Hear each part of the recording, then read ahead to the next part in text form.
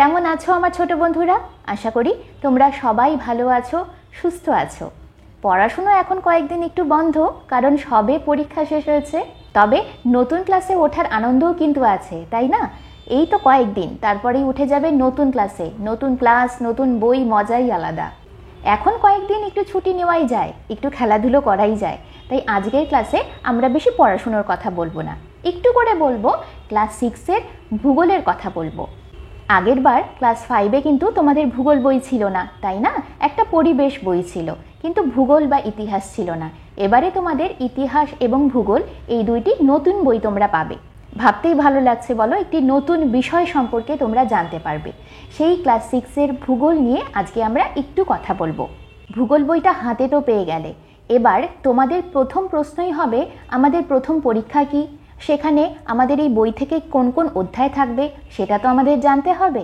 তাই তোমাদের যেরকম ক্লাস 5-এ বর্ষারম্ভে প্রথম পরীক্ষাটি ছিল প্রথম পর্যায়ক্রমিক মূল্যায়ন বা ফার্স্ট সামিটিভ, ঠিক একই রকমভাবে তোমাদের ক্লাস 6-এও তোমাদের প্রথম পরীক্ষা হবে প্রথম পর্যায়ক্রমিক মূল্যায়ন বা ফার্স্ট সামিটিভ।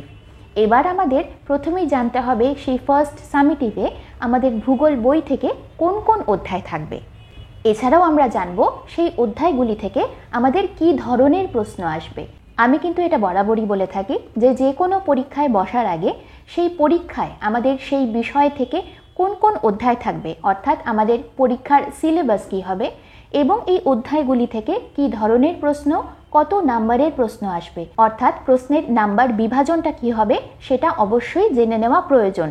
তাতে করে আমাদের পরীক্ষায় প্রস্তুতি নেওয়াটা অনেক সহজ হয়ে যায় এবং আমাদের পরীক্ষায় ফলও ভালো হয়। তাই আজকের ক্লাসে আমরা জানব প্রথম পর্যায়ক্রমিক মূল্যায়নে ভূগোলের সিলেবাসটি কী হবে এবং প্রশ্নের নাম্বার বিভাজনটি কী হবে। তাহলে আগে চলো জেনে নিই আমাদের কোন কোন অধ্যায় থাকবে পরীক্ষায়। প্রথম পর্যায়ক্রমিক মূল্যায়নে তোমাদের সিলেবাসে থাকবে তোমাদের ভূগোল বইয়ের প্রথম অধ্যায় আকাশ ভরা সূর্য তারা, দ্বিতীয় অধ্যায় পৃথিবী কি গোল, তৃতীয় অধ্যায় তুমি কোথায় আছো, চতুর্থ অধ্যায় পৃথিবীর আবর্তন এবং একেবারে দশম অধ্যায়ে চলে যাও, দেখবে লেখা আছে আমাদের দেশ ভারত। দশম অধ্যায় আমাদের দেশ ভারত অংশটিকে বেশ কয়েকটি ছোট ছোট ভাগে ভাগ করা হয়েছে। তার মধ্যে প্রথম যে দুটি ভাগ আছে, ভারতের সাধারণ পরিচয় এবং ভারতের ভূপ্রকৃতি ও নদ নদী, এই অংশটুকুই শুধুমাত্র তোমাদের প্রথম পর্যায়ক্রমিক মূল্যায়নে থাকবে। তাহলে তোমরা বুঝতে পারলে প্রথম পর্যায়ক্রমিক মূল্যায়নে তোমাদের ভূগোল বই থেকে কোন কোন অধ্যায় থাকবে। তোমাদের হয়তো দেখে মনে হতে পারে, ওরে বাবা অনেকগুলো অধ্যায়, তাহলে অনেকটা পড়তে হবে। হ্যাঁ, অবশ্যই অনেকগুলো অধ্যায়, কিন্তু যদি তোমরা বুঝে বুঝে মন দিয়ে পড়ো তাহলে একদমই সহজ। একবার পড়লেই বুঝতে পারবে বিষয়গুলো একদমই কঠিন না।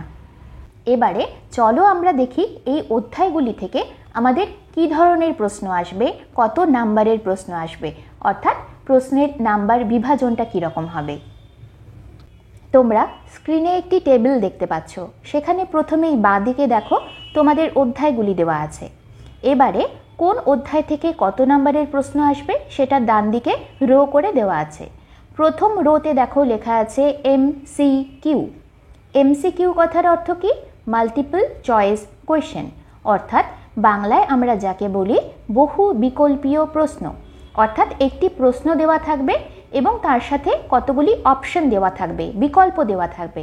এবার যেই বিকল্পটি সঠিক বলে তোমার মনে হবে সেটাই তোমাদের লিখতে হবে। এই ধরনের প্রশ্ন থাকবে মোট তোমাদের 3টি। এখানে দেখো তোমাদের বলা হয়েছে প্রথম অধ্যায় থেকে একটি, দ্বিতীয় অধ্যায় থেকে একটি এবং চতুর্থ অধ্যায় থেকে একটি প্রশ্ন আসবে। মোট 3টি প্রশ্ন, মোট নাম্বার 3 নাম্বার।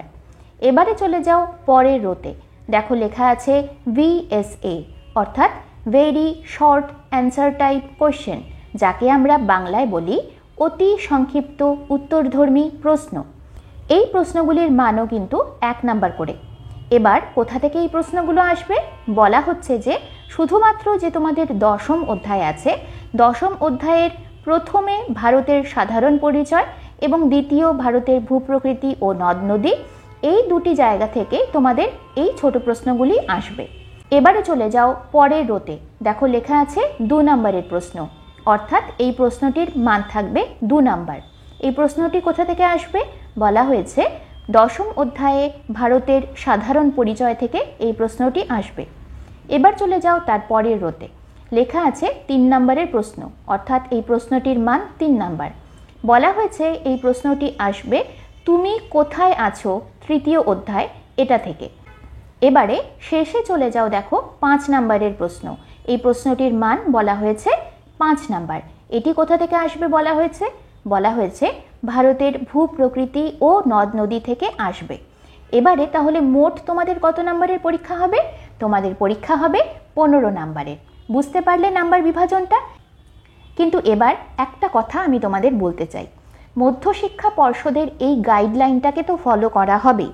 এটা মধ্যশিক্ষা পর্ষদ থেকে বলা হয়েছে যে এই অধ্যায়গুলি থেকে এতগুলি করে প্রশ্ন দিতে হবে, কিন্তু বিভিন্ন স্কুলে কিন্তু প্রশ্নের প্যাটার্নটা, ধরনটা অনেক সময় আলাদা হয়। প্রথমে যে এমসিকিউ এ 3টি প্রশ্নের কথা বলা হয়েছে, এখানে কিন্তু অনেক টিচারই করেন যে 4টি বা 5টি প্রশ্ন দিয়ে বলেন যে তার মধ্যে থেকে 3টি লেখো।